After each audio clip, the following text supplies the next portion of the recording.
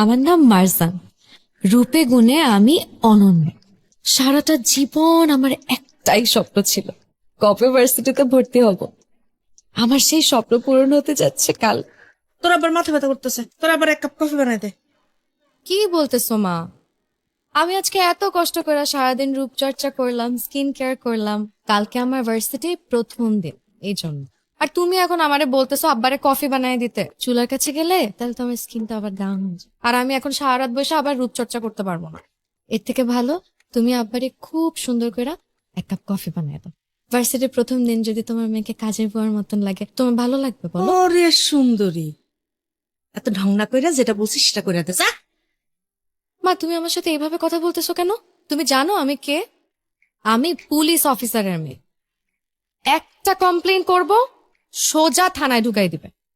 তুই আমার পুলিশ অফিসারের বই দেখাস? হ্যাঁ, তুই যে এই পুলিশ অফিসারের মেয়ে, সেই পুলিশ অফিসার কিন্তু আমার জামাই। যা বলছিস সেটা কর যা। উফ মা, জ্বালায়ও না তো। আমার এখন প্রপার 7 ঘন্টা ঘুম দরকার। কালকে আমার ভার্সিটির প্রথম দিন না, এখন আমি ঘুমাবো। গুড। সব সময় আমার সাথে এমন হয়, তাই বলে আজকেও হতে হবে? কত ভাব নিয়ে আসলাম নিজেকে পারফেক্ট হিসেবে প্রমাণ করার জন্য। এখন যে অবস্থা হয়েছে, পুরো সেমিস্টার কারো সামনে দাঁড়াতেই পারবো না। এই ক্যাম্পাসে কেউ যদি ডিস্টার্ব করে, কেউ যদি কথা বলতে আসে, তুমি সোজা বলবা আমি রোশনের গার্লফ্রেন্ড। কি বলবা?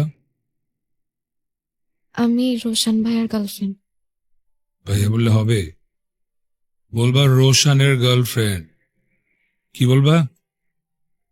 আমি রোশনের গার্লফ্রেন্ড। গুড। আমাকে একটা হাত দাও।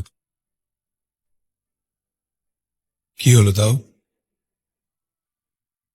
হাক দিতে বলছি, হাক দিতে বলছি। ভালো করে দাও। হয় নাই, হয় নাই। ভালোবাসলে যেভাবে দেও ভাবে দাও, যেভাবে দেও ভাবে দাও।